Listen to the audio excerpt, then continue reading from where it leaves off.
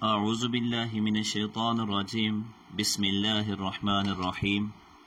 السلام علیکم ناظرین، آپ دیکھ رہے ہیں آئی ڈی ٹی وی، اور میرا آج کا موضوع ہے صحابہ کرام کا جذبہ عشق اور شوق شہادت۔ ناظرین، ہر نبی اور رسول علیہ الصلاۃ والسلام کے جانثار اور حواری ہر دور میں ہوئے، اور ہر دور کے حواریوں نے اپنی محبت اور وفاداری کا ثبوت دیتے ہوئے اپنے نبی کی اطاعت و مددگاری میں ہر ممکن کوشش کی، لیکن سید الانبیاء والمرسلین نبی پاک صاحب الاولاق صلی اللہ علیہ وسلم کے حواری یعنی ساتھیوں نے عشق رسول کا جو عالمگیر پیغام اور ثبوت دیا ہے، اس کی مثال دنیا کی کسی بھی تاریخ میں نہیں پائی جاتی۔ صحابہ کرام رضوان اللہ تعالی علیہم اجمعین کی مقدس اور پاکیزہ جماعت نے اپنے آقا و مولا صلی اللہ علیہ وسلم کے ساتھ ہمیشہ عشق صادق کا سلوک کرتے ہوئے اپنے قول و فعل سے یہی کہا اور کیا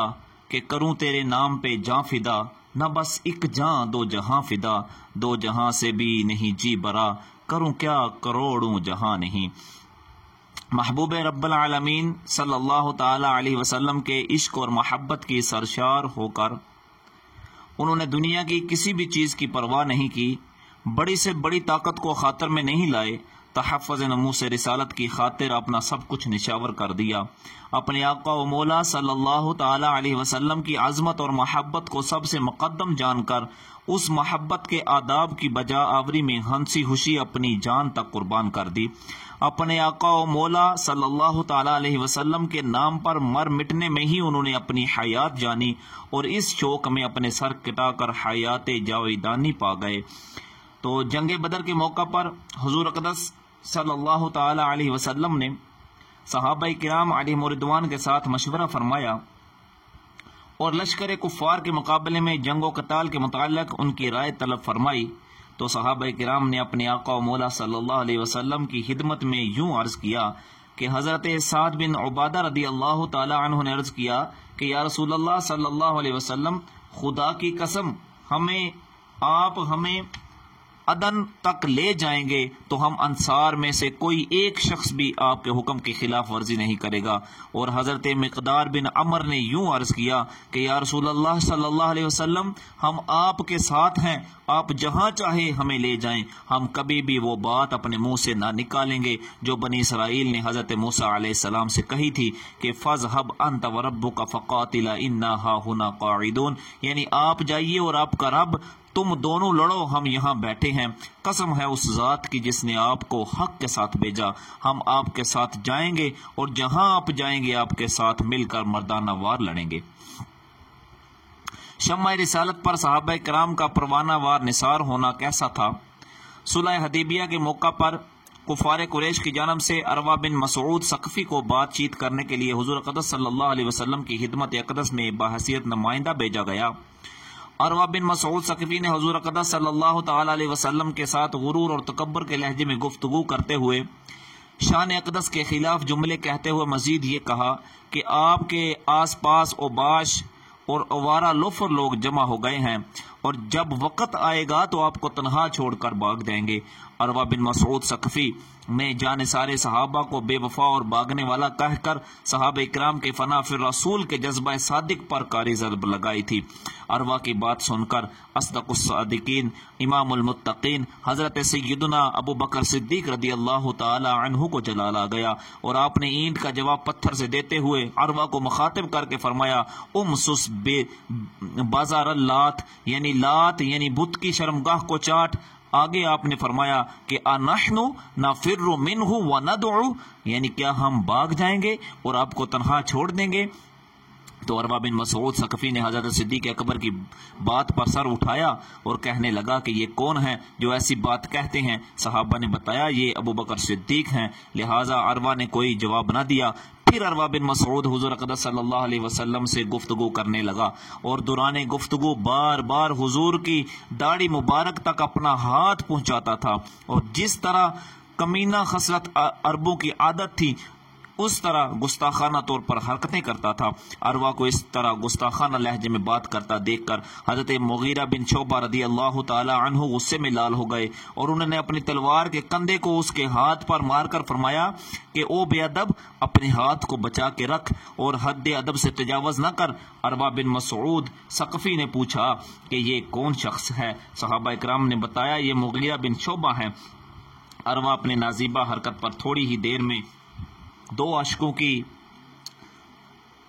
زجر و توبیخ سے سہم گیا اور تکبرانہ اور گستاخانہ طرز گفتگو چھوڑ کر متوسط انداز میں بات کرنے لگا۔ ارباب سیر بیان کرتے ہیں کہ بات چیت کے دوران عروہ بن مسعود گوشہ چشم سے حضور اقدس صلی اللہ تعالی علیہ وسلم کی مجلس میں موجود صحابہ کرام کو دیکھ رہا تھا اور صحابہ کرام کے جذبہ آداب و تعظیم اور لحاظ احترام و عظمت کا مشاہدہ کر رہا تھا۔ صحابہ کرام کے ارتکاب اکرام اور اشتیاق و توقیر دیکھ کر وہ حیران اور متعجب تھا۔ جب عروہ بن مسعود مشرکوں کے گروہ میں واپس گیا تو اس نے کہا کہ اے گروہ قریش، میں بڑے بڑے متکبر اور مغرور سلاطین و بادشاہوں کے مجلسوں میں رہا ہوں اور ان کی صحبتیں اٹھائی ہیں۔ میں کیسر و کسریٰ اور نجاسی کے درباروں میں گیا ہوں اور ان کے درباروں میں رہا ہوں، لیکن میں نے ان میں سے کسی بھی بادشاہ کے کسی بھی خدمتگار کا ایسا ادب و احترام کرتے نہیں دیکھا جیسا کہ محمد صلی اللہ علیہ وسلم کے اصحاب ان کا ادب و احترام کرتے ہیں۔ جب وہ اپنے دہن مبارک سے لعاب شریف نکالتے ہیں تو صحابہ اسے اپنے ہاتھوں میں لے کر اپنے رخساروں پر ملتے ہیں۔ جب کسی ادنا اور معمولی کام کا حکم دیتے ہیں تو اس کی تعمیل کے لیے بزرگ ترین صحابہ بھی سبقت کرتے ہیں۔ جب ان کے حضور کوئی بات کرتا ہے تو وہ آواز کو پست کر کے بات کرتا ہے اور جب وہ گفتگو فرماتے ہیں تو تمام لوگ انتہائی ادب و احترام کے ساتھ سنتے ہیں اور نگاہ ملا کر بات نہیں کرتے۔ ان کے روح مبارک پر کوئی نگاہ نہیں جما سکتا۔ جب آپ صلی اللہ علیہ وسلم وضو کرتے ہیں تو وضو کا پانی زمین پر نہیں گرتا بلکہ صحابہ اسے بھی اپنے ہاتھوں میں لے لیتے ہیں اور ایسی سبقت کرتے ہیں کہ جھگڑے تک کی نوبت آ پہنچتی ہے اور ایسا معلوم ہوتا ہے کہ اس پر خون ریزی شروع ہو جائے گی۔ اور جب داڑھی شریف میں اور سر مبارک میں کنگھی کر کے آراستہ فرماتے ہیں اور کوئی منہ مبارک جسم شریف سے الگ ہوتا ہے تو اس بال شریف کو عزت احترام کے ساتھ تبرک جان لیتے ہیں اور اس تبرک کی حفاظت کرتے ہیں۔ یہ وہ حالات ہیں جن کا میں نے مشاہدہ کیا۔ اور عروہ بن مسعود نے مذکورہ بالا باتیں کہنے کے بعد قوم قریش کے سامنے صحابہ کرام کی شجاعت، مردانگی، یکجہتی، اولو العزمی، جوش جہاد، شوق شہادت، شوق جہاد، آپس میں ایک دوسرے کے ساتھ ایثار و محبت کا جذبہ وغیرہ کا ذکر کرتے ہوئے اپنی قوم سے کہا کہ خدا کی قسم میں نے ایسا لشکر دیکھا ہے جو تم سے کبھی منہ نہ موڑے گا۔ میدان جنگ میں یہ تم سب کو مار ڈالیں گے اور تم پر غالب آ جائیں گے۔ یہ تھا عروہ بن مسعود ثقفی کا بیان جو اس نے اپنے مشرکین ساتھیوں کو، قریش کے گروہ کو جا کے دیا۔ اب یہاں ایک بات قابل توجہ سماعت فرما لیں کہ یہ جو عروہ بن مسعود ثقفی، حضرت عروہ بن مسعود ثقفی صلح حدیبیہ کے بعد ایمان لائے تھے۔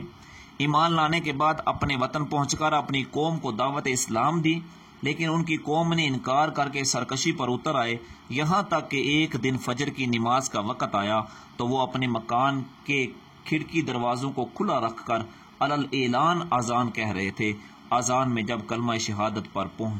پہنچے کہ ان کی قوم کے کسی شخص نے تیر پھینکا اور حضرت عروہ بن مسعود رضی اللہ تعالی عنہ شہید ہو گئے۔ تو ناظرین، صحابہ کرام رضوان اللہ علیہم مجمعین کا اپنے آقا و مولا کے ساتھ والہانہ عشق اور اپنے آقا و مولا کے نام پر مر مٹنے کا جذبہ صادق تھا۔